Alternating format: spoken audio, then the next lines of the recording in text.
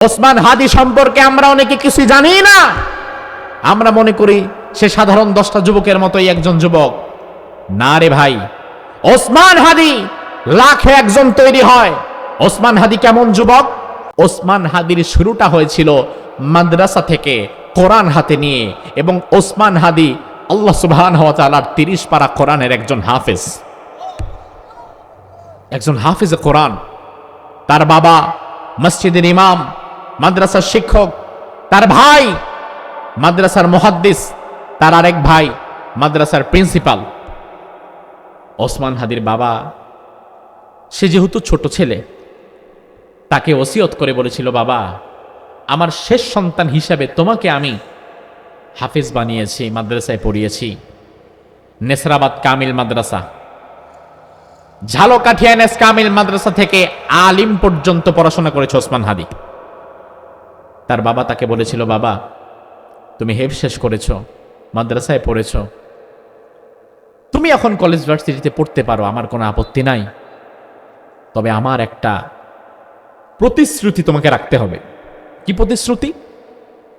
আমার প্রতিশ্রুতি হচ্ছে, জীবনে যেখানেই যাও না কেন, যে জায়গায় পড়াশোনা করো না কেন, সব সময় তুমি হকের পক্ষে থাকবা, ইনসাফের পক্ষে থাকবা, ন্যায়ের পক্ষে থাকবা, অন্যায়ের কাছে কোনোদিন মাথা নত করে দিবা না। ওসমান হাদি তার জীবনের শেষ মুহূর্ত পর্যন্ত আমার বিশ্বাস তার বাবার কথায় অটল ছিল, অন্যায়ের কাছে মাথা নত করে নাই। মানুষের এত বাদ ভাঙ্গা ভালোবাসা কেন সে পেয়েছে? আপনি কোনোদিন তাকে দেখেনও নাই, কোনোদিন সে আপনার 2টা টাকাও দেয় নাই, তার সাথে আপনার কোনো আত্মীয়তাও নাই।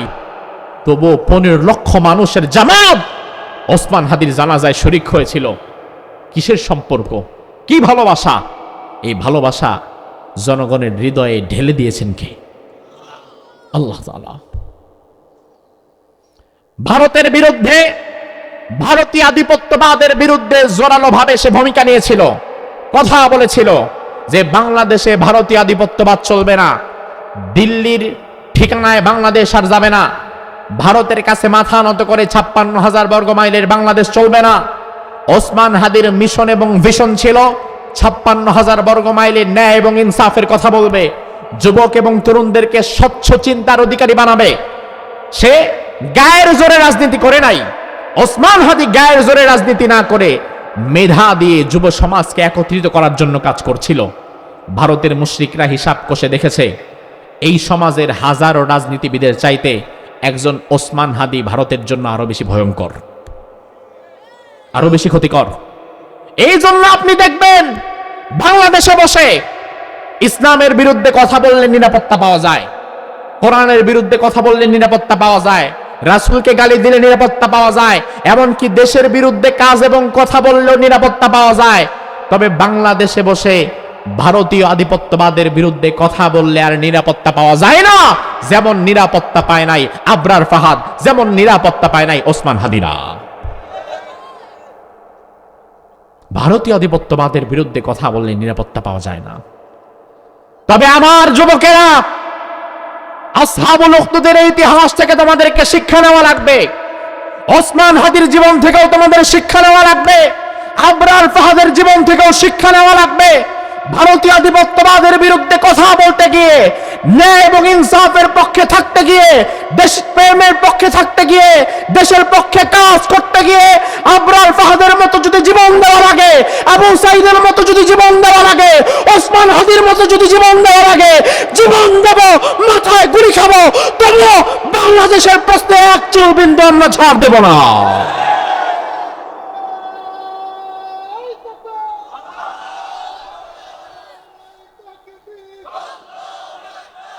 আসহাবুল উখদুদের ইতিহাস আজকের যুব সমাজ জানে না। আজকের যুব সমাজ আসহাবুল উখদুদের ইতিহাস জানে না, যার ফলে এই যুবক তার আদর্শ খুঁজে পায় না যে আমি কাকে অনুসরণ করব। আজকের আলোচনা থেকে তুমি তোমার অনুকরণীয় ব্যক্তিত্ব পেয়ে যাবে। এমন এক যুবকের ঘটনা আল্লাহ তাআলা এই সূরার মধ্যে বললেন, যেই যুবক প্রয়োজনে জীবন দিয়েছে, ঈমান দেয় নাই, প্রয়োজনে কল্লা দিয়েছে, আল্লাহ দেয় নাই। আল্লাহর হাবিব সাল্লাল্লাহু আলাইহি ওয়াসাল্লাম হাদিসের মধ্যে বললেন, কানা মালিকুন ফিমান কানা ক্বাবলাকুম ওয়া কানা লাহু সাহির।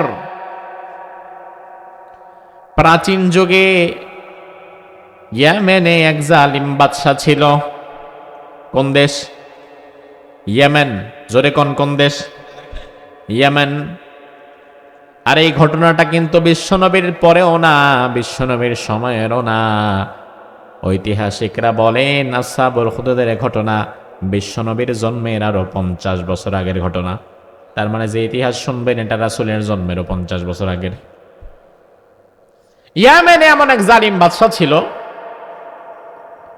যে তার প্রজাদের উপরে দীর্ঘদিন ধরে জুলুম করে স্বৈরাচারিতা দিয়ে টিকে থেকেছে এবং সে তার এই জুলুমতন্ত্রকে টিকিয়ে রেখেছিল ওয়া কানা লাহু সাহির, একজন সাহেরের মাধ্যমে। সাহের মানে জাদুকর। সাহের মানে কি? জাদুকর। জাদুকরদের দ্বারা প্রাচীন জামানার জালিম রাজারা, জালিম স্বৈরাচারেরা তাদের রাজত্বকে টিকিয়ে রাখত। তার কারণ হচ্ছে জাদুবিদ্যা হচ্ছে এমন এক ভাউতাবাজি যেটা মানুষকে ধোঁকা দেওয়া ছাড়া আর কিচ্ছু না। আপনি যেটা দেখছেন আসলে এটা বাস্তবতা না, যেটা দেখছেন না এটাই হতে পারে বাস্তবতা। এই জন্য জাদুকরেরা দেখবেন কাগজ দিয়ে মোবাইল বানায় ফেলবে, আবার মোবাইল থেকে পাখি বানায় ফেলবে, পাখি থেকে জগ বানায় ফেলবে, জগ থেকে মগ বানায় ফেলবে, আপনার সামনে বিভিন্ন কিছু বের করে দেখাবে, একটা থেকে আরেকটা কিছু বানায় ফেলবে। এই টোটাল পদ্ধতিটাই হচ্ছে একটা চোখের ধোঁকা ছাড়া আর কিচ্ছু না। টোটালটা ব্রেইন ওয়াশ। বাংলাদেশে এক জাদুকর আছে, নাম হচ্ছে জুয়েল আইচ। নাম শুনেছেন? জুয়েল আইচ এত বড় জাদুকর, আমি ভিডিওতে দেখলাম মানুষের হাত, জীবিত মানুষের হাত কেটে ফেলেছে, কেটে আবার লাগাই দিচ্ছে। আপনার কি মনে হয় এটা কি ধোঁকা না বাস্তবতা? ধোঁকা। এটা যদি বাস্তব হতো তাহলে আপনারা চিকিৎসার জন্য হসপিটালে না গিয়ে জাদুকরদের কাছে দৌড়াইতেন। ওই জাদুকর বিপদে পড়লে সেও তো চিকিৎসার জন্য হাসপাতালেই যায়। এই টোটাল জাদু বিদ্যা, কুফরি কালাম সব ধোঁকাবাজি। এজন্য ইসলামে জাদু করা, কাউকে বান মারা, কারো ক্ষতি করা, এটা কি হালাল না হারাম? জায়েজ না না জায়েজ? তবে আমাদের সমাজে এখন গ্রামে গঞ্জে কিছু ফকির বের হয়েছে যারা বউ শাশুড়ির সম্পর্ক নষ্ট করার জন্য বান মারে, কুফরি কালাম করে, আছে না নাই? এমন জাদুকরদের দ্বারা ওই জামানার জালিম বাদশা তার রাজত্ব টিকিয়ে রেখেছিল। বর্তমানেও দেখবেন জুলুম করে যারা তাদের রাজত্ব টিকিয়ে রাখতে চায় তারা এক শ্রেণীর চাটুকর দালাল মিডিয়া ব্যবহার করে, যেই মিডিয়া মানুষের ব্রেন ওয়াশ করে, দিনকে রাত বানায় দেখায়, রাতকে দিন বানায় দেখায়, ভালোকে খারাপ বানায় দেখায়, আর খারাপকে ভালো বানায় দেখায়। প্রাচীন জামানার জাদুকরদের যেই কাজ ছিল সমাজের মানুষকে জাদুবিদ্যার মাধ্যমে ভুল বোঝানো, মিসগাইড করা, ব্রেন ওয়াশ করা, বর্তমান জামানার মিডিয়ারা ঠিক একই কাজ করছে। সমাজের মানুষকে মিসগাইড করছে, মিস ইনফরমেশন দিচ্ছে, ভুল তথ্য ছড়াচ্ছে, ভালো মানুষকে খারাপ মানুষ হিসাবে দাঁড় করাচ্ছে, আবার খারাপ মানুষদের ইয়াবার ব্যবসা, গাজার ব্যবসা, চোরাচালানের ব্যবসা করে সব করে আকাম কুকাম, ওই মানুষটাকে জনদরদি নেতা হিসাবে মিডিয়ায় উপস্থাপন করছে। একই কাজ কিন্তু আগের জাদুকরেরা করতো, এখন এই মিডিয়াওয়ালারা করে। আমার ভাই, ওই জালিম বাদশার প্রধান জাদুকর সে একদিন জালিম বাদশাকে এসে বলল, ফালাম্মা কাবিরা, যখন বুড়ো হয়ে গেছে, বাদশার দরবারে এসে বলল, ইন্নী কদ কাবিরতু ফাবাস ইলাইয়া গোলামান, আমি তো বুড়ো হয়ে গেলাম, বেশি দিন আর আমি বাঁচবো না। কারণ জাদু করেন আর যাই করেন মৃত্যু তো হবেই, মৃত্যু থেকে তো বাঁচা যাবে না। তবে আমি যেহেতু আপনার নুন খেয়েছি, গুণ গেয়েছি, আমি চাই আমার পরেও জাদুবিদ্যার দ্বারা আপনি আপনার রাজত্ব টিকায় রাখেন। এই জন্য ইয়েমেন থেকে বুদ্ধিমান একজন তরুণ যুবক আমার কাছে নিয়ে আসেন। ওই যুবকরে আমি আমার পরবর্তী খলিফা বানায় দিয়ে যাব। ওই যুবকরে আমি জাদুবিদ্যার সব কারিকুলাম শিখায় দিয়ে যাব, যেন আমি মরে গেলে ওই যুবক আপনার রাজত্ব টিকিয়ে রাখতে পারে জাদুবিদ্যার মাধ্যমে। বাদশাহ এবার প্রধান জাদুকরের কথা শুনে ইয়ামেনের মধ্যে মাইকিং করে ফেললো, ঢোল তবলা বাজিয়ে গোটা ইয়ামেনে খবর ছড়ায় দিল। ও ইয়ামেনের যুবকেরা, তোমাদের মধ্যে যত যুবক আছো বুদ্ধিমান, মেধাবী, শিক্ষিত, তোমরা লাইন ধরো। তোমাদের মধ্য থেকে বাছাই করে একজনকে রাষ্ট্রের সর্বোচ্চ দায়িত্ব দেওয়া হবে। যুগে যুগে সরকারি চাকরির প্রতি মানুষের একটা লোভ আছে না নাই? এটা কি আজকে নতুন না? সব জামানায় সরকারি চাকরির প্রতি মানুষের কিছু লোভ থাকে। এই ঘোষণা পাওয়ার পরে সব যুবকেরা লাইন ধরল। সব যুবকদের মধ্য থেকে বাছাই করে একজন যুবককে চুজ করা হলো, সিলেকশন করা হলো। আচ্ছা, সব যুবকদের মধ্য থেকে বাছাই করে যদি একজন যুবককে সিলেকশন করা হয়, তার মানে বোঝা লাগবে ওই যুবকের মেধা, বুদ্ধি, সাহস অন্যদের চাইতে কম না বেশি? এবার বাদশা বলল, তোমার আর কোনো কাজ নাই, তোমার কাজ জাদু শিখবা, সকাল বিকাল জাদু শিখবা, আর তোমার সারা জীবনের ভরণ পোষণ যা লাগে সব আমি দেব। ওই যুবক সকাল বিকাল জাদু শিখে বেশ কিছুদিন জাদু বিদ্যা অর্জনের পরে একদিন হঠাৎ করে জাদু বিদ্যা শিখে সন্ধ্যার দিকে বাড়ির দিকে যাচ্ছিল। এমন সময় হঠাৎ বৃষ্টি নেমেছে। রাস্তা দিয়ে চলার সময় যদি বৃষ্টি নামে, ওই মুহূর্তে আমরা কিন্তু রাস্তা না গায়া ডানে বামে কোথায় একটু দোকানের শাটারটা খোলা আছে, দাঁড়ানো যায়, মন যায়। ওই যুবক চিন্তা করলো কোথাও একটু দাঁড়াই, ভেজা যাবে না, ভিজলে তো অসুস্থ হয়ে যাব। এই চিন্তা থেকে পাশে একটা পাহাড় দেখে সেই পাহাড়ের নিচে ঢুকে গেছে। পাহাড়ের ভিতরে ঢোকার পরে অবাক হয়ে দেখলো ওই পাহাড়ে আগে থেকে শুশ্রুমণ্ডিত সাদা দাড়িওয়ালা একজন মুরব্বী আলেম বসে আছে। ওই মুরব্বী আলেম ওই যুবককে গুহার ভেতরে দেখা মাত্রই সবার আগে সালাম দিয়ে দিল। কি দিল? কি সালাম দিস? আমরা দিই না সালাম? এই যে নির্বাচন আসতেছে, নির্বাচনের সময় সালাম কমে না বাড়ে? কথা কম। যে নেতা জীবনে কাউরে দেখে তাকায়ও না, আপনি নির্বাচনের পরের দিন সালাম দিবেন, উত্তর নেওয়া তো দূরের কথা, তাকাবেও না আপনার দিকে।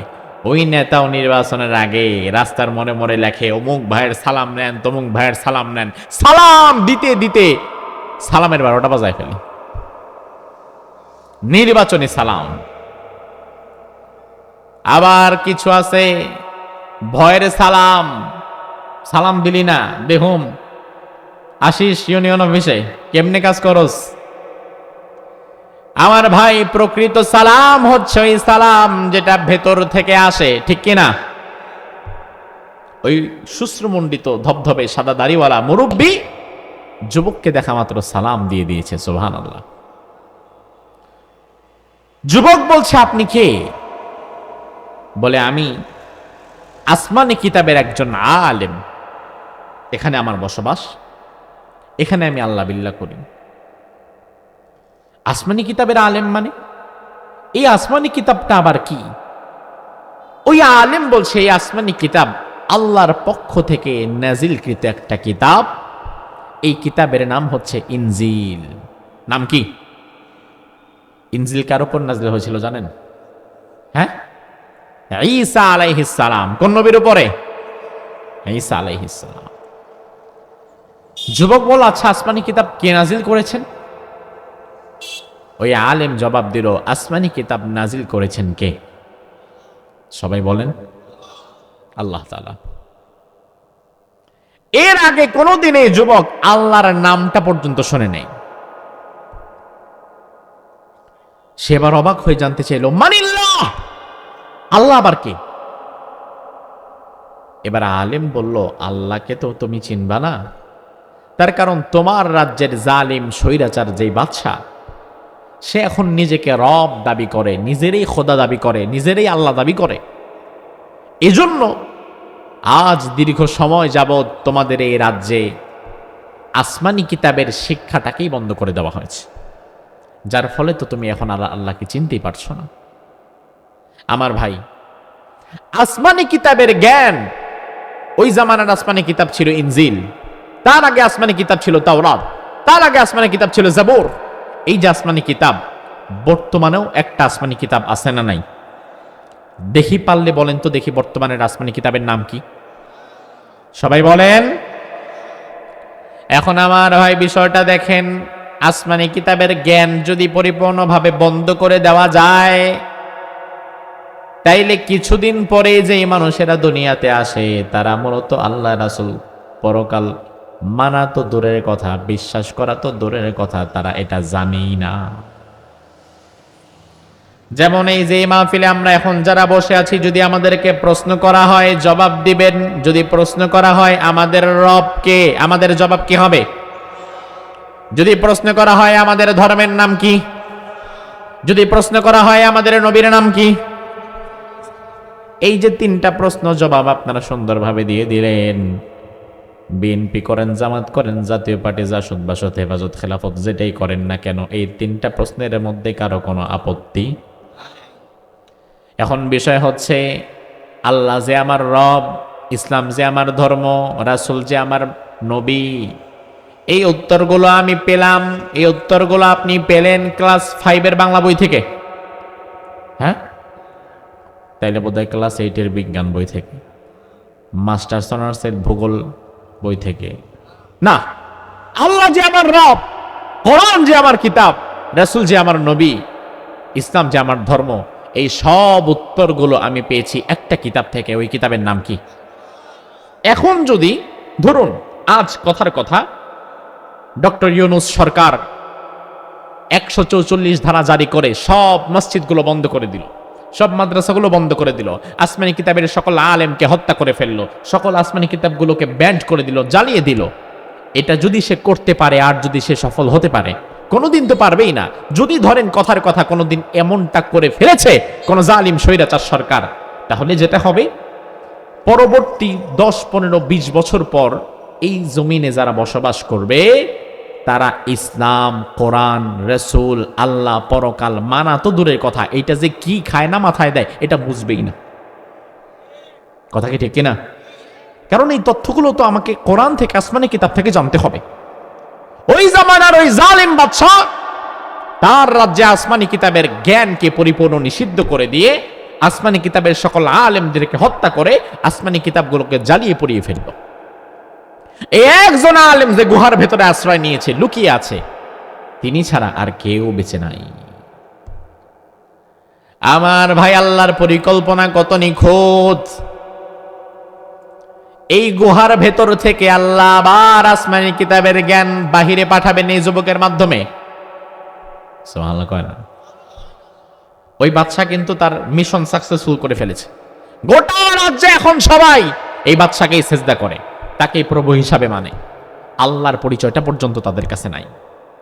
এই যুবকের কাছে যখন এই আলেম বলল যে আল্লাহ, তুমি তো আল্লাহকে চিনতে পারবা না, কারণ তোমার জালিম বাদশা তো রবের পরিচয় ভুলিয়ে দেওয়ার জন্য আসমানি কিতাবের জ্ঞানটাকে পর্যন্ত নিষিদ্ধ করে দিয়েছে, তুমি তো আল্লাহর পরিচয় পাবে না। যদি আল্লাহর পরিচয় পেতে চাও তাহলে শোনো, আল্লাহ রব্বি ওয়া রব্বুক, আল্লাহ আমার রব, আল্লাহ তোমার রব। সুবহানাল্লাহ বলবেন। এই প্রথম কথা শুরু হলো। আমার ভাই, একদিনে সব পড়া একসাথে দেওয়া যায় না, পুরা সিলেবাস একদিনে খাওয়াই দেওয়া যায় না, তাহলে ছাত্র কিছুই পারবে না। এই জন্য অভিজ্ঞ শিক্ষক একটু একটু করে পড়ায়। ওই আলেম চিন্তা করলো একসাথে যুবকরে সব বলা যাবে না, একটু একটু করে বলা লাগবে। বাস আজকের কথা এই পর্যন্তই শেষ। যুবক বাড়ি চলে গেল, কিন্তু যুবক যেহেতু বুদ্ধিমান, মাথার ভেতরে যেটা ঢুকছে এটা তো আর বেরোয় না। পরের দিন আবার জাদুকরের কাছে গিয়েছে, জাদু শিখেছে। জাদু শিখে বাড়ি ফেরার সময় ওই আলেমের কাছে আবার বসেছে। ওই আলেম দ্বিতীয় দিন আরো কিছু কথা তাকে শিখিয়ে দিলেন। এভাবে 2, 4, 5, 10 দিন চলে গেল। সকালবেলা জাদুকরের কাছে যায়, সন্ধ্যাবেলায় আলেমের কাছে যায়, একই সাথে 2 দিক মেনটেন করে। জাদুকরের কাছে গিয়া জাদু শিখে, আবার আলেমের কাছে গিয়া আল্লাহর কথাও শিখে, আসমানি কিতাবের জ্ঞান অর্জন করে। একদিন রাত্রে শুয়ে শুয়ে মনে মনে বলে, আল্লাহ, জাদুকরের কাছে গেলে আমার মনে হয় জাদু বিদ্যাই শক্তিশালী, আবার আলেমের কাছে যখন আমি আসি তখন আমার মনে হয় আলেমের কথাই শক্তিশালী। আমি আসলে বুঝতে পারছি না কোনটা সঠিক পথ আর কোনটা ভুল পথ। জাদুকরের পথটা সঠিক না আলেমের কথাগুলো সঠিক, আমি বুঝতে পারছি না। আমি তো জানিও না আমার আল্লাহ বলতে কি কেউ আছে নাকি। তবে আমার বড় ইচ্ছা হয় আল্লাহ বলতে যদি আসলেই কেউ থেকে থাকে, আমার মালিক আল্লাহ যেন আমারে সরল সরল সঠিক পথের সন্ধানটা দিয়ে দেয়। আমার ভাই একটু জবাব দিবেন, আমাদেরকে সরল সঠিক পথের সন্ধান দিতে পারেন কে? হেদায়েতের মালিক কে? এই জন্য 5 ওয়াক্ত নামাজেই কিন্তু আমরা আল্লাহর দরবারে দোয়া করে বলি, আল্লাহ ইহদিনাস সিরাতাল মুস্তাকিম। পারেন না? কেউ পারেন না?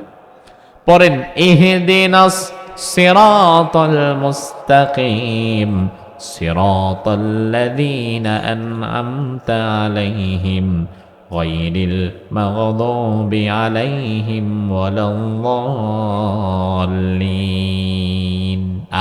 আমিন। আল্লাহ, আপনি আমাদেরকে সরল সঠিক পথের সন্ধান দেন।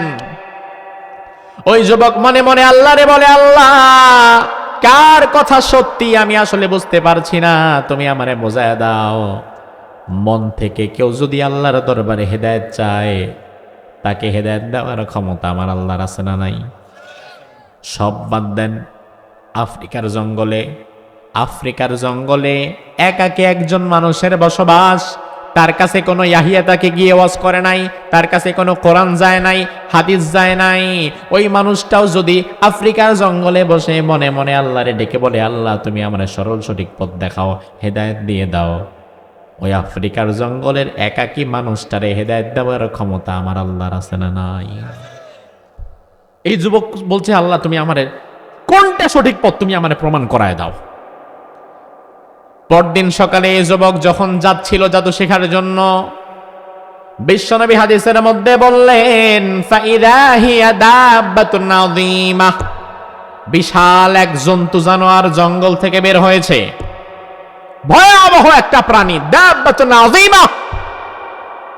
এই প্রাণীটা পুরা রাস্তাটা আটকে ফেলেছে। এই যে আপনাদের রাস্তা, সারাদিন কত মানুষ চলাচল করে, কত গাড়ি ঘোড়া চলাচল করে, ভয়ঙ্কর একটা প্রাণী রাস্তার মধ্যখানে বসে আছে, গাড়িও যেতে পারে না, মানুষও যেতে পারে না।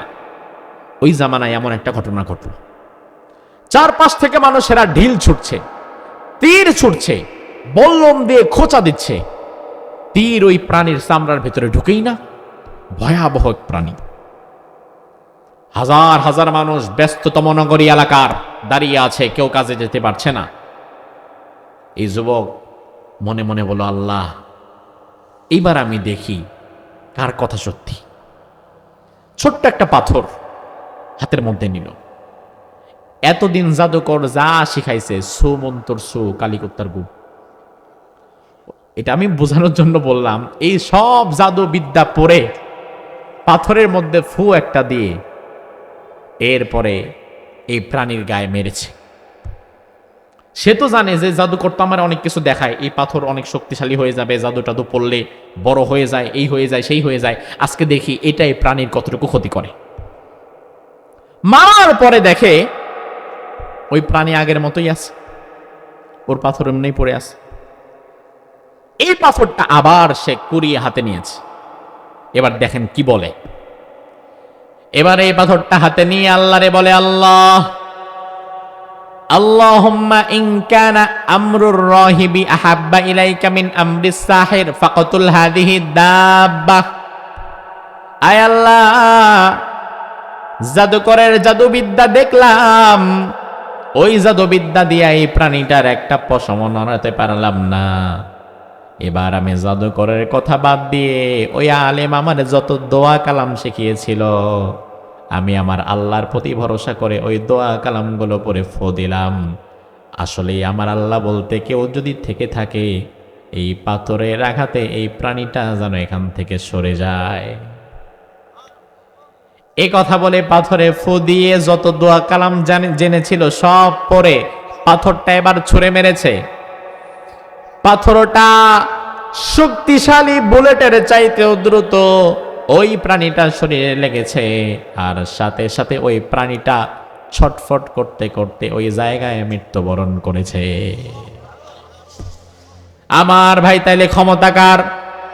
আরো জোরে বলেন কার? ক্ষমতা কি পাথরের?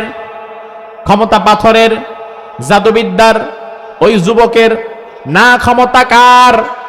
এবার যুবক যখন দেখেছে জাদুবিদ্যায় কাজ হয় নাই, আমার আল্লাহর কথা বলাতে কাজ হয়েছে, তাইলে এই যুবকের মনে আল্লাহর প্রতি আস্থা কমছে না বাড়ছে? আজকে আস্থা বেড়ে যাওয়ার কারণে আজকে আর জাদুকরের কাছে যাই নাই। গুল্লি মারি তোর জাদুর বেড়া, উদয় কোনো কামের কাম কিচ্ছু হয় না। এবার ওই আলেমের কাছে চলে গেছে। আলেমের কাছে প্রত্যেক দিন যাইতো, বিকালে সকালে যাইতো জাদুকরের কাছে, আজকে সকালেই চলে গেছে আলেমের কাছে। গিয়ে ওই আলেমকে বলল, আজ আমি আমার রবের পরিচয় পেয়ে গেলাম, যত কথা আপনি বলেছিলেন সব কথার সত্যতা আজকে আমি দিয়ে ফেললাম। আজকে থেকে আমি আর মুশরিক অবস্থায় থাকতে চাই না, আমি ঈমান আনতে চাই আপনার হাতে হাত রেখে। সুবহানাল্লাহ। এই যুবক ঈমান এনে ফেলল, ঈমানের সন্ধান সে পেয়ে গেল। আমার ভাই, ঈমান আনার পরে ঈমানদারের উপরে পরীক্ষা আছে না নাই? ওই আলেম এবার যুবককে বুকের সাথে জড়িয়ে ধরে বলল, ও বাবা, ওয়া ইন্নাকা সাতুবতালা, ঈমান এনেছো ভালো কথা। বাবারে, এই ঈমানের পথ এত কঠিন পথ, এই পথে টিকে থাকা লাগে কষ্ট করে। কারণ ঈমান যেহেতু এনেছো, এই ঈমানের পরে ঈমানের পরীক্ষা দেওয়ার দরকার আছে না নাই? আল্লাহর হাবিব হাদিসের মধ্যে বললেন, আশাদ্দুন নাসি বালান আল আম্বিয়া সুম্মাল আমসালু ফাল আমসাল ইউবতালার রাজুলু আলা হাসাবি দীনিহি। এই জমিনে সব চাইতে বেশি বিপদ মুসিবত আল্লাহ দিয়েছিলেন নবীদেরকে, নবীদের পরে সাহাবীদেরকে। নবী এবং সাহাবীদের পরে আমাদের মধ্যে যার ঈমান যেমন হবে তার জীবনে পরীক্ষাও তেমন হবে। ঈমানের পরীক্ষা দেওয়ার জন্য কত হাজার হাজার ঈমানদারের জীবন চলে যায়। ঈমানের পরীক্ষা দেওয়ার জন্য, হালাল পথে চলার জন্য কত মুসলমান, কত ঈমানদারের চাকরি চলে যায়। ঈমানের পরীক্ষা দিতে কারো জীবন যায়, কারো চাকরি যায়, কারো ব্যবসা যায়। ঈমানের পরীক্ষা দিতে দুনিয়ার কত নাজ নেয়ামত পরিত্যাগ করা লাগে। আপনি যদি দেখেন আল্লাহ আমারে বাঁচায় দিয়েছে, আমার জীবনে কোনো কষ্ট নাই, দুঃখ নাই, আমার জীবনে ঈমানের কোনো পরীক্ষা নাই, তার মানে হচ্ছে ভাই, আপনি ঈমানের ক্লাসের ছাত্রই হইতে পারেন নাই। ছাত্র না হইলে যেমন পরীক্ষা দেওয়া যায় না, পরিপূর্ণ ঈমানদার না হইলে আল্লাহ তাআলা তার উপরে পরীক্ষাও দেন না। ওই আলেম বলল, বাবা, কঠিন বিপদ আর পরীক্ষা তোমার সামনে আসবে। ওই কঠিন পরীক্ষায় তুমি যদি টিকে থাকতে পারো, তাইলে তোমাকে যিনি পুরস্কৃত করবেন তিনি কে? দেখেন পরীক্ষা কিভাবে আসে। আমার যুবকদের জন্য শিক্ষণীয়। দ্বীনের পথে চলতে চাচ্ছ, হকের পথে চলতে চাচ্ছ, ন্যায় ও ইনসাফের পথে চলতে চাচ্ছ, পরীক্ষা তোমার জীবনে আসবে। আর তুমি যদি সবার সাথে গা ভাসিয়ে দাও, অন্যায়ের সাথে গা ভাসিয়ে দাও, সমাজের সব মানুষ যদি অন্যায় করে তুমিও যদি অন্যায়ের দিকে সাপোর্ট করো, তাইলে পরীক্ষা নাই। পরীক্ষা হবে তখন গোটা সমাজ অন্যায়ের দিকে যাচ্ছে আর আমি একা ন্যায়ের পক্ষে দাঁড়িয়ে আছি, তখন কঠিন পরীক্ষা আছে না নাই? এই যে যুবক ছোট্ট একটা পাথর দিয়ে প্রাণীটাকে হত্যা করে ফেলল, এটা কি গোপনে হয়েছে না প্রকাশ্যে? সব মানুষ দেখছে। দেখে এবার তারা মনে করছে যুবক তো বিশাল জাদুকর, ছোট্ট একটা পাথর দিয়ে এত বড় প্রাণী হত্যা করে ফেলছে। এত বড় জাদুকরের কাছে গেলে আমাদেরও কিছু উপকার হবে। ওই জামানার মানুষদের দুইটা অসুস্থতা, দুইটা রোগ বেশি হতো। কয়টা? দুইটা জাতীয় রোগ ছিল। যেমন আমাদের বাংলাদেশে এখন কিছু জাতীয় রোগ আছে না? কি? গ্যাস্ট্রিক। ঘরে ভাত থাকুক আর না থাকুক, গ্যাস্ট্রিকের দুইটা ট্যাবলেট ঠিকই থাকে। জাতীয় রোগ হয়ে গেছে। ওই জামানার মানুষের জাতীয় রোগ ছিল দুটো, একটা হচ্ছে কুষ্ঠ রোগ, আরেকটা হচ্ছে জন্মান্ধ, অন্ধ হয়ে গেছে, চোখে দেখে না। কুষ্ঠরোগীরা আর জন্মান্ধরা সব লাইন ধরছে এই যুবকের ঘরের সামনে। যুবক সকালে দরজা খুলে ভয় পেয়ে গেছে। কি ভাই? বলে তুমি অনেক বড় জাদুকর, জাদু দিয়ে আমাদের কুষ্ঠরোগটা ভালো করে দাও। কেউ বলে জাদু দিয়ে আমার চোখের আলো ফিরিয়ে দাও, ভালো করে দাও। যুবক বলল ইন্নামা লা আশফি আহাদান ইন্নামা ইয়াশফিল্লাহ, সুস্থতা দেওয়ার মালিক তো আমি না, সুস্থতা দেওয়ার মালিক কে? আল্লাহ।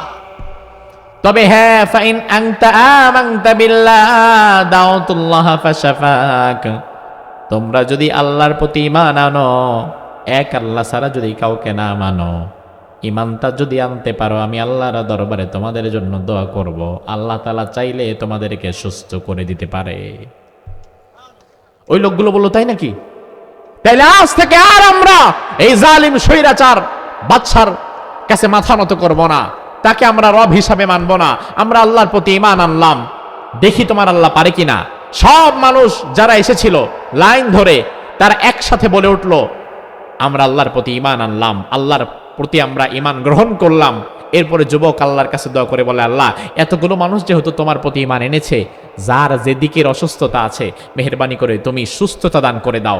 সাথে সাথে তাদের দোয়া, ঈমান আনার পরে, যুবকের দোয়া করার পরে আল্লাহ তাআলা যত কুষ্ঠরোগ ছিল কুষ্ঠরোগ ভালো করে দিলেন। যাদের জন্মান্ধ ছিল, চোখে দেখতো না, জন্মের পর থেকে আল্লাহ তাআলা সাথে সাথে তাদের চোখের আলো ফিরিয়ে দিলেন।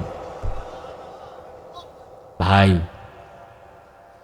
ওই জালিম বাদশা কিন্তু আরো অনেক বছর পূর্বে আসমানি কিতাবের পুরা জ্ঞানকে নিষিদ্ধ করেছিল, সব আসমানি কিতাবের আলেমদেরকে হত্যা করেছিল, শুধুমাত্র মানুষকে আল্লাহর পথ থেকে ফিরিয়ে রাখার জন্য। একজন আলেম মাত্র বেঁচে গিয়েছিলেন, আর ওই এক আলেমের কারণে আবারও কিন্তু ঈমানের দাওয়াত সমাজে ছড়িয়ে পড়েছে। ওই একজনের কারণে যুবক ঈমান গ্রহণ করেছে, আর যুবকের কারণে এখন এলাকার বেশ কিছু মানুষ ঈমান গ্রহণ করে ফেলেছে।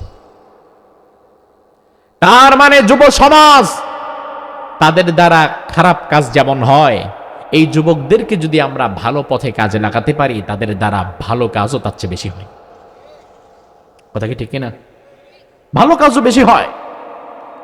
আর নয়তোবা আপনি দেখেন, জাদুবিদ্যা তো যে কাউকে শেখানো যায়, বুড়া মানুষটা জাদু শেখাক না, সমস্যা কি?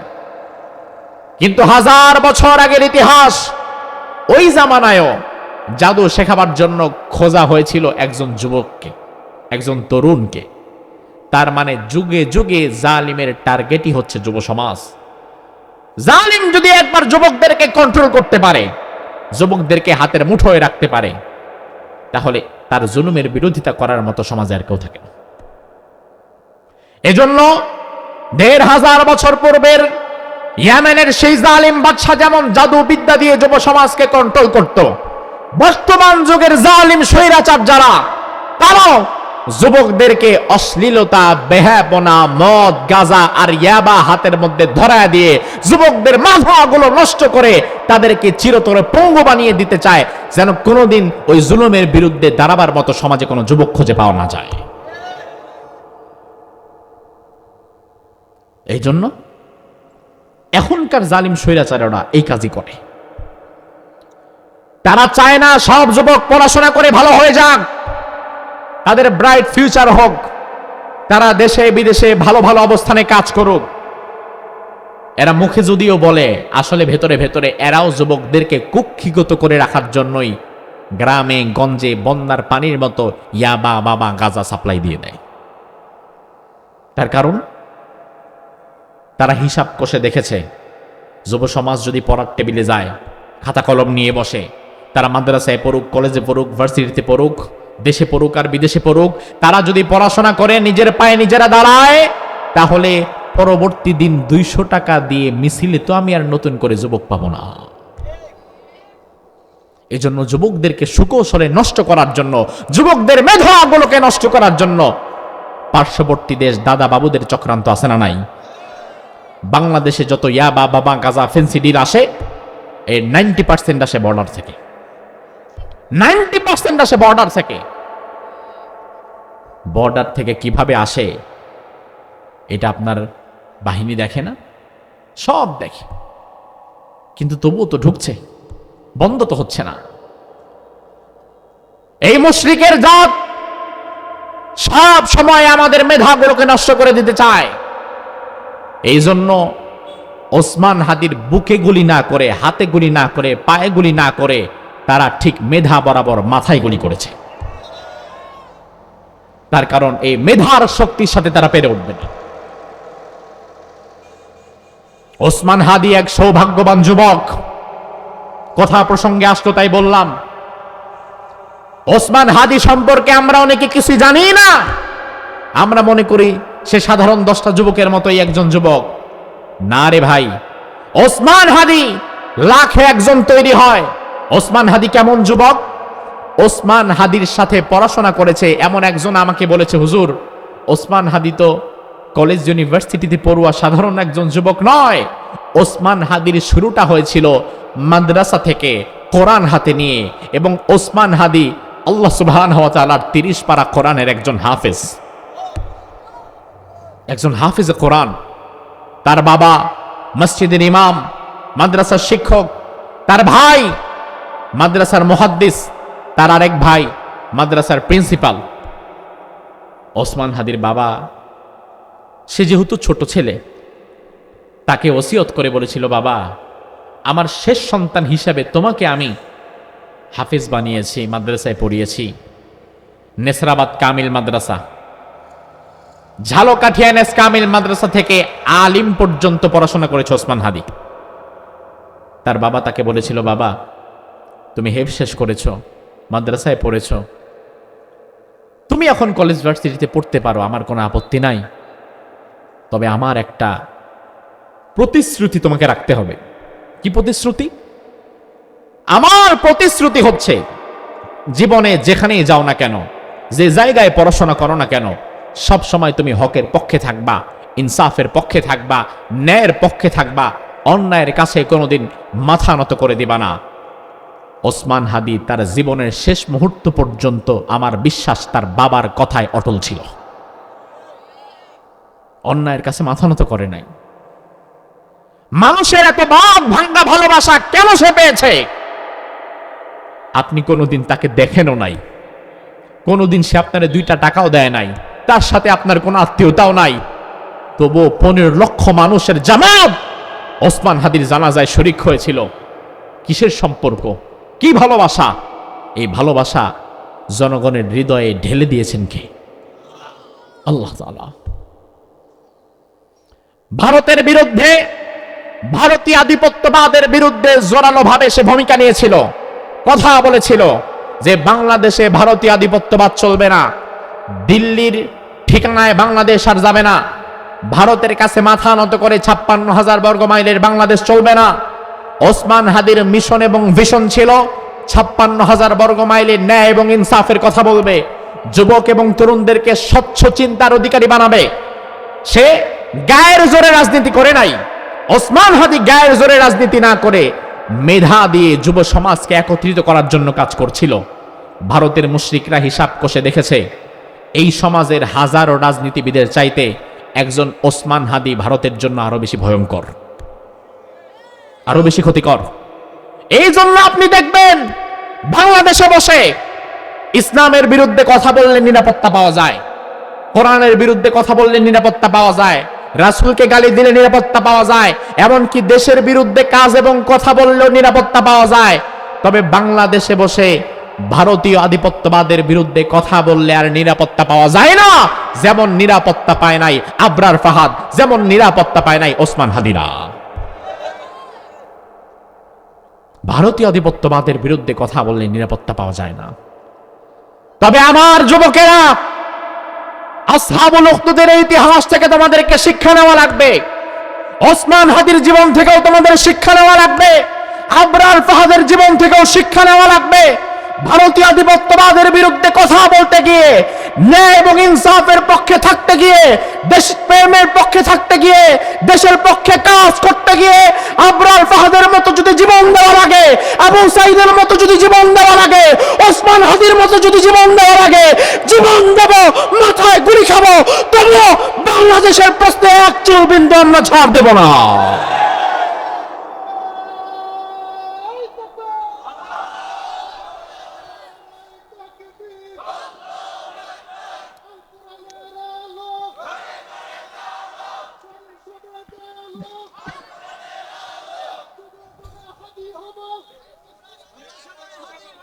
আমার ভাই, এই যুবক, তাকে বলা হলো যে তুমি আমার এই যে চক্ষু ভালো করে দিলে, অসুস্থতা দূর করে দিলে, কিভাবে করলে? যুবক বলল, আমি তো কিছুই করতে পারি নাই, এই অসুস্থতা যিনি ভালো করে দিলেন, যিনি সুস্থতা দিলেন, তিনি কে? এই খবর এক কান দুই কান হতে হতে ওই জালিম বাদশার রাজ দরবারের এক মন্ত্রীর কাছে চলে গেছে। ঘটনা প্রসঙ্গে ওই মন্ত্রীও ছিল অন্ধ, জন্ম থেকে চোখে দেখে না। ওই মন্ত্রী এবার হঠাৎ রাত্রি বেলায় উট বোঝাই করে স্বর্ণ মুদ্রা নিয়ে ওই যুবকের ঘরে এসেছে। এসে বলল, আমি শুনতে পেলাম তোমার নাকি অনেক ক্ষমতা, চোখের আলো ফিরিয়ে দিতে পারো। তুমি যদি সত্যিই আমার চোখের আলো ফিরিয়ে দিতে পারো, তাহলে আজকে যা নিয়ে এসেছি সব তোমারে দিয়ে যাব। যুবক বলল, আমি তো ফেরাতে পারবো না, আমি তো সুস্থতা দেওয়ার মালিক নই। সুস্থতা দেওয়ার মালিক যিনি, তিনি কে? তবে হ্যাঁ, ফাইন আনতা আমানতা বিল্লাহি দাউতুল্লাহ ফাশাফাক, যদি আপনি আল্লাহর প্রতি ঈমান আনেন, আমি আল্লাহর দরবারে দোয়া করব, আল্লাহ তাআলা চাইলেই আপনারে সুস্থ করে দিতে পারেন। পারেন কিনা? মন্ত্রীর কাছে দাওয়াত চলে গেছে, বুঝেন? বাদশার রাজ দরবারের, ওই জালিম বাদশার রাজ দরবারের মন্ত্রীর কাছে দাওয়াত চলে গেছে। মন্ত্রী বলল, আচ্ছা ঈমান আনলেই হবে? বলে, হ্যাঁ, ঈমান আনলেই হবে। মন্ত্রী এবার বলল, ঠিক আছে, আমি আজ থেকে জালিম বাদশার আনুগত্য আর করব না, এক আল্লাহর প্রতি ঈমান আনলাম, এক আল্লাহ ছাড়া আর কাউকে মানব না। একটা রাজ্যের মন্ত্রী পর্যন্ত যদি ঈমান আনে, এই খবর কি গোপন থাকে? যুবক দোয়া করলেন, আল্লাহ, এই ব্যক্তিও ঈমান এনেছে, মেহেরবানি করে তুমি তার চোখের আলো ফিরিয়ে দাও। সাথে সাথে আল্লাহ তাআলা মন্ত্রীর চোখের জ্যোতি ফিরিয়ে দিলেন। পরের দিন মন্ত্রী মশাই গিয়ে তার চেয়ারে বসছে, সব মন্ত্রীরা বসা।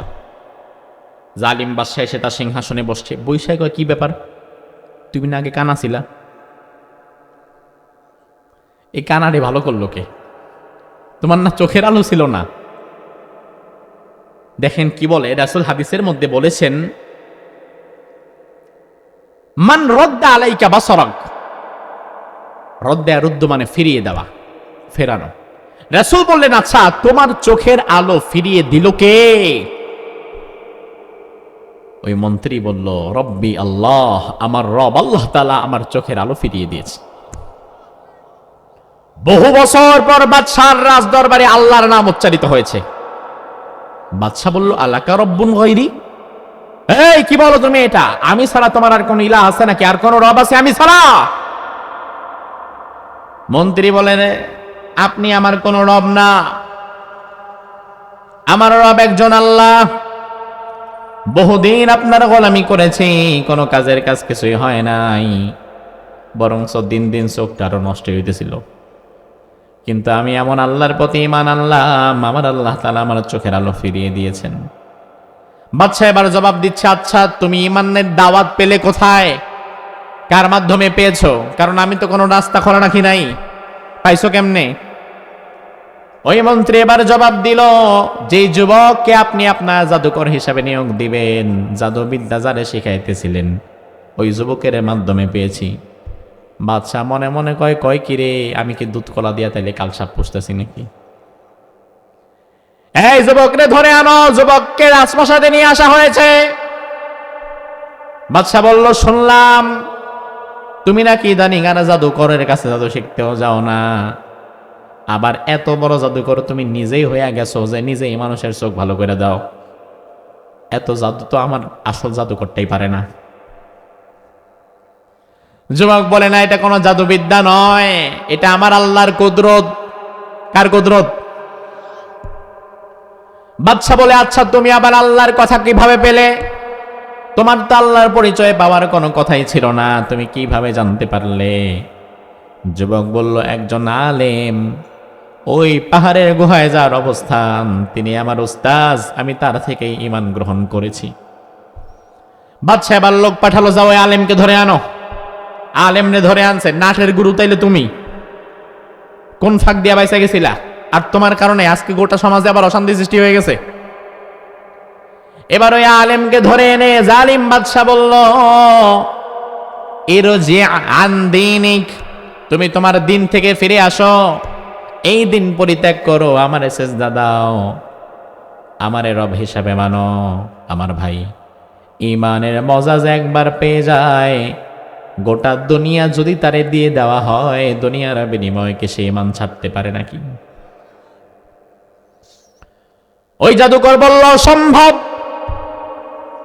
ওই আলেম বলল সম্ভব, আমি আমার ঈমান ছাড়ব না। এবার জালিম বাদশা বলল, ঈমান যদি না ছাড়ো তাহলে এই মুহূর্তে তুমি মৃত্যুর জন্য প্রস্তুতি নাও। ওই আলিম বলল, কোনো সমস্যা নাই, শাহাদাতের মৃত্যুকে আমি ভয় করি না। আমার ভাই, রাসূল হাদিসের মধ্যে বললেন, ফাদা বিল মিশার, মিশার মানে করাত, গাছ কাটে যে বড় বড় এরকম করাত, করাত আনা হলো।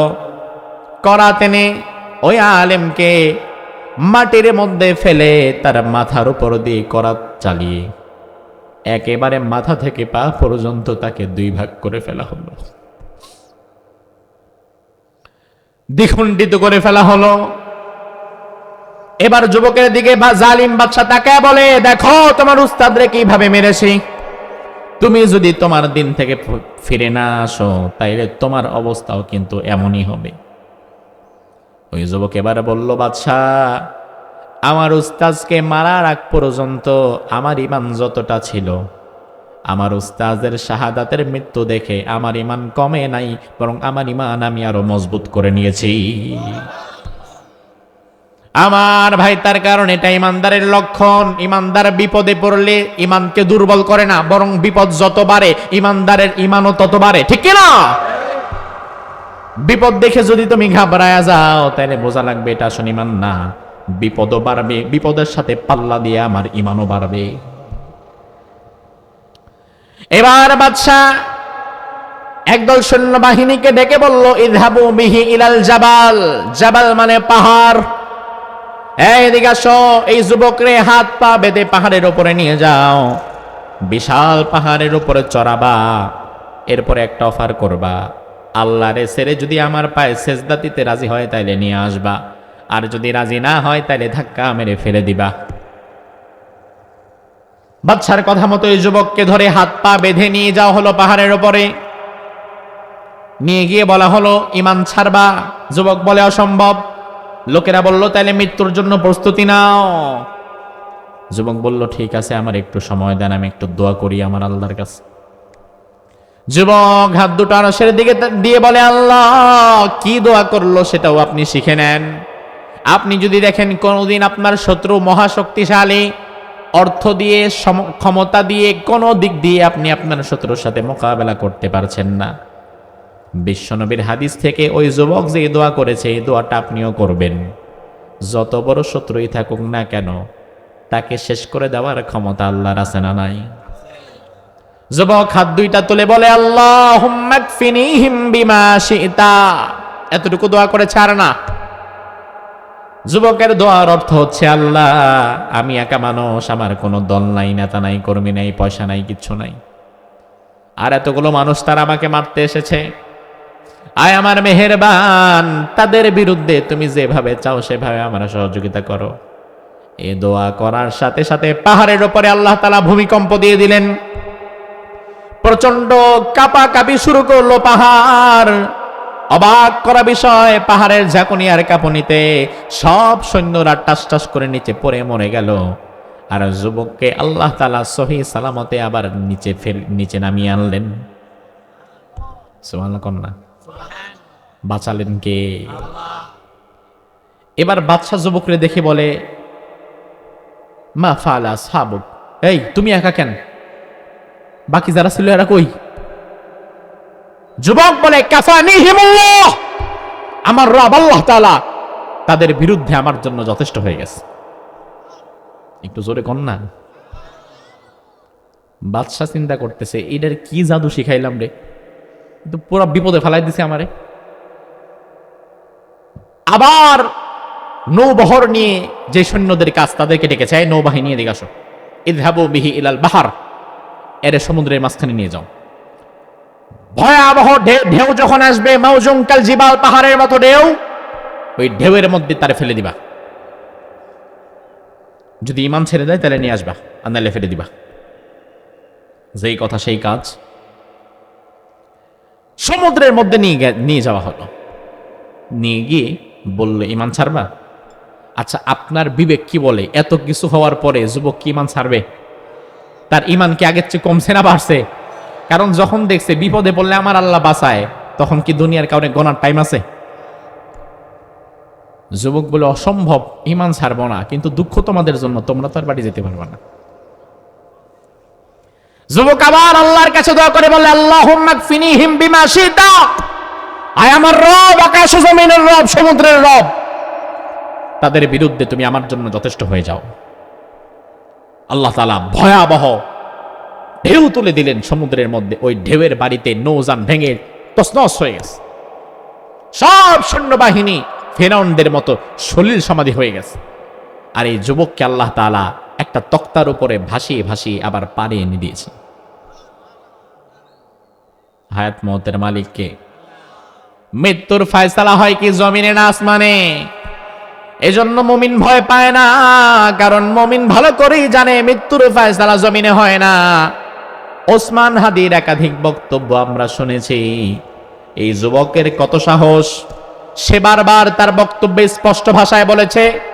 ওসমান হাদি বারবার তার বক্তব্যে বলেছে, আমি মৃত্যুকে ভয় করি না, সত্যের পথে থাকবো, ইনসাফের পথে থাকবো, ন্যায়ের পথে থাকবো। এতে যদি মরা লাগে মরে যাব। মৃত্যুর ফয়সালা জমিনে হয় না, হয় আসমানে। তবে আমার মৃত্যুটা ঘরে বসে শুয়ে এমন অবস্থায় হোক, এটা আমি চাই না। আমার মৃত্যুটা যেন শাহাদাতের মৃত্যু হয়, সেটাই আমি চাই। আল্লাহ তাআলা এই বান্দার মুখের প্রতিটি কথাই যেন কবুল করে নিয়েছে। আপনি দেখবেন তার ভিডিওগুলো সামনে আসলে সে যা বলেছে আল্লাহ তাআলা যেন ওই কথাগুলোই কবুল করে নিয়েছে। আমার ভাই যুবক আবার চলে এসেছে। বাদশা এবার এই যুবকরে দেখে আরো ভয় পেয়ে গেছে। কি ব্যাপার, দুই বাহিনী পাঠাইলাম, দুই বাহিনীরে মাইরা ফেলাইতে আসছো। এবার বাদশা জিজ্ঞেস করছে, কি ব্যাপার, তোমারে কি আর আমি মারতে পারবো না? তুমি তো আমার গলার কাটা হয়ে গেছো, না পারতাছি বের করতে, না পারতাছি গিলে ফেলতে। যুবক বলে, আমারে মারতেই তো চান? হ্যাঁ, তোমারে মারতেই চাই। আচ্ছা, তাহলে এক কাজ করেন, আমারে মারতে হলে আমি যেইভাবে মারতে বলবো ওইভাবে মারা লাগবে। ইতিহাসের এক বিস্ময়কর যুবক যে নিজের মৃত্যুর ফাঁদ নিজে বলে দিচ্ছে। বাদশা বলল, তাহলে কেমনে মারা লাগবে বলো? যুবক বলল, আমাকে যদি মারতে চান এমন একটা মঞ্চ বানাবেন, ওই মঞ্চে কেউ থাকবে না, শুধু আপনি আর আমি দুইজন। আর এই রাজ্যের যত লক্ষ লক্ষ মানুষ আছে সকলকে এলান করে এই মঞ্চে সমবেত করবেন, সবাই সামনে থাকবে। সবার সামনে আমি দাঁড়িয়ে প্রথম কিছু কথা বলবো। আমি কিছু কথা বলার পরে আমার কথা যখন শেষ হবে, এরপরে তীর একটা নিয়ে আপনি আমাকে মারবেন। তবে হ্যাঁ, মারার সময় অবশ্যই আপনাকে বলা লাগবে বিসমিল্লাহ। জোরে বলেন তো, কি বলা লাগবে? কি বলা লাগবে? আচ্ছা, বিসমিল্লাহ মানে কি? কার নামে? আল্লাহর নামে শুরু করছি। কার নামে? বাদশা কয়, আমি কি পাগল? আমি কি ঘাস খাই? সবার সামনে আয়না তোমার মজমা জমাবো, এরপরে সবার সামনে তুমি ওয়াজ করবা, আল্লাহর কথা বলবা, পরকালের কথা বলবা, ইমানের কথা বলবা। এরপরে আবার যখন তোমারে মারতে যাব তখন তোমার আবার বিসমিল্লাহ বইলা মারা লাগবে, আর সব মানুষ তো তখন বুঝাই ফেলবে যে আসলে আমার কিচ্ছু নাই, আমি নিজেই আল্লাহর কথা স্বীকার করে ফেললাম। যুবক বলল, এছাড়া আমাকে মারার মতো আর কোনো উপায় আপনার কাছে নাই, যদি আমাকে মেরে ফেলতে চান এইভাবেই মারতে হবে। বাদশা অনেক সময় চিন্তা ভাবনা করে বলল, যা আছে কপালে দেখা যাবে সকালে, কিন্তু এটার মারাই লাগবে, কারণ যত দিন যাবে তত কি বিপদ বাদশার কমবে না বাড়বে। বিশাল মঞ্চ বানিয়ে লক্ষ লক্ষ মানুষকে এলান করে জমা করা হলো। আজ ঐতিহাসিক একটা মুহূর্ত, সব মানুষেরা মঞ্চের সামনে হাজির, একে অপরকে কানাঘুষা করে, কিরে ভাই কি জন্য ডাকছে, কি হয়েছে আজকে, কি জন্য আজকে ডাকা হয়েছে আমাদেরকে, কেউ জানে না আসল ঘটনা কি হবে।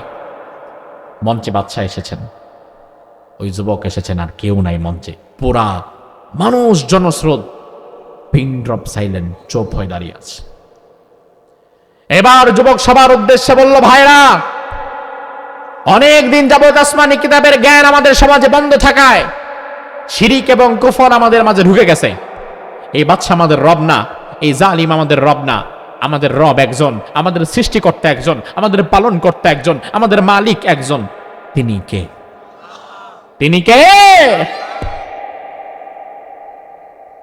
এভাবে করে যখন কথা বলল, সবাইকে যুবক ইমানের দাওয়াত দিল, তাওহীদের দাওয়াত দিল। বাদশা চিন্তা করছে, সর্বনাশ করছে, এ তো কথা তো আর কম বলতেছে না। বাদশা বলল, হয়েছে তোমার কথা হয়েছে? যুবক বলল, যে আমার কথা শেষ, এবার আপনি আপনার কাজ করুন। আমার ভাই, মৃত্যুকে হাসি মুখে বরণ করে যারা নেয় তাদের ঈমান হালকা না, তাদের ঈমান মজবুত। যারা মৃত্যুকে হাসি মুখে বরণ করে নিতে পারে, এই যুবক নিজের মৃত্যুকে হাসি মুখে বরণ করে নেওয়ার জন্য দাঁড়িয়ে আছে। এই কারণে, কারণ যুবক ভালো করেই জানে এই মৃত্যুর পরে, এই শাহাদাতের মৃত্যুর পরে আমার কোনো আফসোস নাই। এই শাহাদাতের মৃত্যুর পরে অনন্তকালের সুখের ঠিকানা জান্নাত যিনি আমাকে দান করবেন তিনি কি? আমরা মনে করি শাহাদাতের মৃত্যু কত না কঠিন। ওসমান হাদি মাথায় গুলি খেয়েছে, কতটা যন্ত্রণায় মারা গিয়েছে, এটা আমরা মনে করি। আল্লাহর হাবিব হাদিসের মধ্যে বলেন, না না, শাহাদাতের মৃত্যু ভয়ঙ্কর নয়। তুমি দেখবা মাথার মধ্যে গুলি খেয়েছে, তুমি দেখবা বোমা মারা হয়েছে, শরীরটা ছিন্ন বিচ্ছিন্ন হয়ে গেছে, ব্রাশ ফায়ার করে দেয়া হয়েছে, যন্ত্রণায় মারা গিয়েছে। আসলে যন্ত্রণা নয়, ঈমান যদি কারো থেকে থাকে আর শাহাদাতের মৃত্যু যদি তার হয়, বিশ্বনবী বললেন, পিপিলিকা কামড় দিলে এটার যত টানা যন্ত্রণা, শাহাদাতের মৃত্যুর যন্ত্রণা আল্লাহ তাআলা তার চেয়ে বেশি কমায়া দেয়। আমরা মনে করি যারা মরে যায়, যারা শহীদ হয় তারা মৃত। ওই যে ওসমান হাদি মাথায় গুলি লেগেছে, তার কবর হয়ে গিয়েছে, 15 লক্ষ মানুষ তার জানাজায় শরীক হয়েছে, আমরা মনে করলাম ওসমান হাদি মরে গেছে। আল্লাহ বলে, না না, ওয়ালা তাকুলু লিমান ইউকতালু ফি সাবিলিল্লাহি আমওয়াত বাল আহয়াউ ওয়ালাকিন লা তাশউরুন। আল্লাহর পথে যারা জীবন দেয় তাদেরকে তোমরা মৃত বলো না, তারা মৃত নয়, তারা জীবিত। তাদেরকে যিনি জীবন দান করে দিয়েছেন তিনি কে? আবার বিশ্বনবী বললেন, আল্লাহর পথে যারা শহীদ হয়ে যায়, ন্যায় ইনসাফের পক্ষে কথা বলতে গিয়ে যারা শাহাদাত বরণ করে নেয়, আল্লাহ তাআলা তাদের রূহটাকে জান্নাতের একটা পাখির মধ্যে ঢুকায়া দেয়। ওই পাখি পুরা জান্নাতটা বিচরণ করে, আর ওই রূহটাও সেই পাখির সাথে চলতে থাকে। সুবহানাল্লাহ! আমার ভাই, শাহাদাতের মৃত্যু এত বড় নেয়ামত। আপনি যত ভালো মানুষই হন না কেন, যত ভালো আমলদারই হন না কেন, মরে যাবেন, কবরে থাকবে আপনার দেহ। আমলদার যদি হন, রূহ থাকবে আইলিনে, খারাপ যদি হন, রূহ থাকবে সিজ্জিনে। কিন্তু আপনি জান্নাত পাবেন না। জান্নাত অনেক পরে, কবরের জগৎ শেষ হবে, হাসর হবে, কিয়ামত হবে, মিজান হবে, পুলসিরাত হবে, তারপরে জান্নাত অথবা জাহান্নাম। কিন্তু আল্লাহর কোন বান্দা যদি শাহাদাত বরণ করে নেয়, বিশ্বনবী বললেন, শাহাদাত হচ্ছে এমন একটা সেতুর নাম, যেই সেতুর এই পাশে দুনিয়া, ওই পারে হচ্ছে সরাসরি আল্লাহর জান্নাত আল্লাহ বানিয়ে দিয়েছেন। মৃত্যুর সাথে সাথে শহীদকে আল্লাহ তাআলা জান্নাতের মধ্যে দিয়ে দেয়। এবার ওই যুবক বলল, আমি রেডি, আপনি আমাকে মেরে ফেলেন। বাদশা তীর একটা নিয়ে যুবকের মাথা বরাবর সই করে তীর মারল। তীরটা যুবকের মাথার কাছে এসে আবার নিচের দিকে পড়ে গেল। সুবহানাল্লাহ বলবেন না? যুবক বলল, বাদশা আমি আপনাকে আগেই বলেছি এভাবে মারা যাবে না, যদি আমাকে মারতে হয় মারার আগে কি বলা লাগবে? ওই বাদশা তো বলতেই চাচ্ছে না। সে চিন্তা করছে, না আমার আগের বারের হাতটা সই হয় নাই ভালো করে, দাঁড়া এবার সই করে আমার মতরে। আবার নিয়ে যুবকের মাথা বরাবর মেরেছে। আল্লাহর কুদরতে তীরটা আবার মাথার কাছে গিয়ে নিচে পড়ে গেছে। যুবক আবার বলছে, আমি কিন্তু আগেই বলেছি এভাবে পারবেন না, আপনি সাক্ষ্য দেন, বিসমিল্লাহ বলেন, আল্লাহ সাক্ষ্য দেন, তারপরে মারতে পারবেন, তার আগে না। এবার তো বাধ্য হয়ে গেছে। এবার বাধ্য হয়ে বাদশা বলল, বিসমিল্লাহ রাব্বিল গোলাম, এই যুবকের প্রভু, সবার প্রভু, আমার প্রভু আল্লাহর নামে মারছি। এটা বলার পরে বাদশা যখন তার ওই তীরদানি থেকে তীরটা মেরেছে, ওই তীরটা সরাসরি যুবকের মাথার ভেতরে বিদ্ধ হয়ে গেছে, ফিনকি দিয়ে রক্ত বের হয়েছে। যুবক আস্তে আস্তে নিথর দেহটা মঞ্চের উপরে শুয়ে পড়ছে। সামনে সব জনতা তাকিয়ে আছে। কিছু সময় পূর্বে এই যুবকরে আশেপাশের এই মানুষগুলো চিনতও না, জানতও না, কিন্তু মৃত্যুর আগে এমন একটা ঘটনা ঘটে গেল, ওই ঘটনার দ্বারা লক্ষ লক্ষ মানুষের ভেতরে ঈমানের একটা বীজ দাঁড়িয়ে গেল। আমার ভাই, সব মৃত্যুর মধ্য দিয়ে শেষ হওয়া নয়, বরং কিছু কিছু মৃত্যু তার জীবনের চেয়ে আরো বেশি শক্তিশালী। এই যুবক ধরেন সে আরো 20-30-50 বছর বেঁচে থাকতে পারছে, কিন্তু এই 20-30-50 বছরে এতগুলো মানুষকে একসাথে জমাত করার তার পক্ষে সম্ভব ছিল না। এতগুলো মানুষের কাছে ঈমানের দাওয়াত পৌঁছে দেওয়া সম্ভব ছিল না। কিন্তু এই যুবক তার জীবনের বিনিময়ে ঈমানকে ইস্টাবলিশ করেছেন, জীবনের বিনিময়ে মৃত্যুকে গ্রহণ করে লক্ষ লক্ষ মানুষের কাছে তার মৃত্যুর মধ্য দিয়ে সঠিক দাওয়াতটা পৌঁছে দিয়ে গেছেন। এই মানুষগুলো এখন হাউমাউ করে তার জন্য কাঁদছে। ওসমান হাদিকে আজ থেকে 1 সপ্তাহ আগেও বাংলাদেশের 90% মানুষ চিনতই না। কথা কি ঠিক কিনা? একমাত্র যারা সোশ্যাল মিডিয়া অ্যাক্টিভিস্ট, যারা সোশ্যাল মিডিয়া ইউজ করে, এমন মানুষ ছাড়া ওসমান হাদিকে কয়জন চিনত? ওসমান হাদিকে 56,000 বর্গ মাইলের 18 কোটি মানুষের কয়জন চিনত? 10% মানুষ ওসমান হাদিকে চিনত না। কিন্তু শাহাদাত বরণ করেছেন, জীবনের বিনিময়ে মৃত্যুকে আলিঙ্গন করেছেন, সত্যের পথে অবিচল ছিলেন, অটল ছিলেন, পিছু হটে যান নাই। মৃত্যুর মধ্য দিয়ে আল্লাহ তাআলা গোটা দুনিয়াবাসীকে ওসমান হাদির বীরত্বের ইতিহাস জানিয়ে দিয়েছেন। ইরানের মিলিটারি ফোর্স তাদের ভেরিফাইড ফেসবুক পেজ থেকে ওসমান হাদিকে নিয়ে পোস্ট করে। গোটা বিশ্বের বিবিসি, সিএনএন পর্যন্ত ওসমান হাদিকে নিয়ে নিউজ করেছে। 15 লক্ষ মানুষ জামাত হয়েছে, তার জানাজায় শরীক হয়েছে, কেঁদেছে। এই ভালোবাসা কেন? এই ভালোবাসার কারণ হচ্ছে সে দেশের পক্ষে ছিল, আল্লাহর পক্ষে ছিল, স্বাধীনতার পক্ষে ছিল। আল্লাহর পক্ষে থাকার কারণে আল্লাহ তাআলা তার ভালোবাসাটা মানুষের হৃদয়ে পৌঁছে দিয়েছে। এই মুহূর্তে কে কোন দল করেন, কে বিএনপি করেন, কে জামাত করেন, কে জাতীয় পার্টি করেন, কে হেফাজত, কে খেলাফত, কে জাসদ বাসদ, এই ভেদাভেদের সময় এখন নাই। কারণ এখন যদি আমরা রাজনৈতিকভাবে ভেদাভেদ করি, ভাগ হয়ে যাই, স্বাধীনতার পক্ষ শক্তি, বিপক্ষ শক্তি আর নিরপেক্ষ শক্তি, আমরা যদি নিজেরা এইভাবে ভাগ ভাগ হয়ে যাই, তাইলে পার্শ্ববর্তী দাদা বাবুদের দেশ আবার আমাদের মাথায় কাঁঠাল ভেঙে খাবে, যেমন খাইছে বিগত 17 বছর। এই মুহূর্তে সব রাজনৈতিক ভেদাভেদ ভুলে যাও। সবার আগে দেশ, ব্যক্তি স্বার্থ, দলের স্বার্থ, সব স্বার্থের উপরে নিজের দেশকে ভালোবাসতে হবে। দেশের বিরুদ্ধে যারাই কথা বলবে, ভারতের পক্ষে যারাই কথা বলবে, ভারত প্রেমের রাজনীতি যারাই করবে, তাদেরকে ঘৃণা ভরে ডাস্টবিনে নিক্ষিপ্ত করতে হবে, ঠিক কিনা? কারণ এই বাংলাদেশে নতুন করে আমরা ভারতের কালো ছায়া আমাদের মাথার উপরে আর দেখতে চাই না। ওই যুবক জীবন বাঁচাতে চায় নাই, বরং জীবনের বিনিময়ে মৃত্যুকে আলিঙ্গন করেছেন। এখন দেখেন বিষয়টা কি হইল, এই যুবকের মৃত্যুর মধ্য দিয়ে প্রমাণ হয়ে গেল আসল রবকে। আসল রবকে, কারণ বাদশাহ যতক্ষণ আল্লাহর নাম নিতে পারে নাই ততক্ষণ মারতে পারে নাই। এবার লক্ষ লক্ষ মানুষ সবাই একযোগে বলে উঠল, আমান্না বিরব্বিল গোলাম, এই যুবকের প্রভু আল্লাহর উপরে আমরাও সবাই ঈমান আনলাম, আজ থেকে তোমার কোনো কথা আমরাও আর মানব না। বাদশা দেখলো অবস্থা তো বেগুদিক, অর্ডার করলো গর্ত খনন করো। বাহিনীরা গিয়ে পাঁচাটা গোলামেরা, পাঁচাটা দালালেরা গিয়ে গর্ত খনন করা শুরু করলো।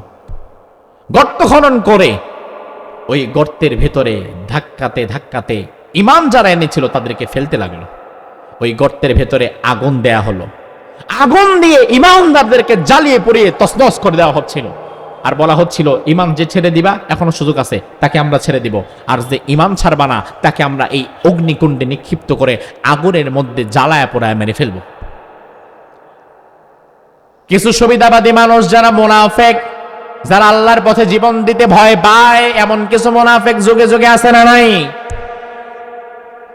এই মুনাফিকেরা বলল, না না দরকার নাই, আমরা ঈমান আনবো না, আমরা আবার আপনার পক্ষেই আছি।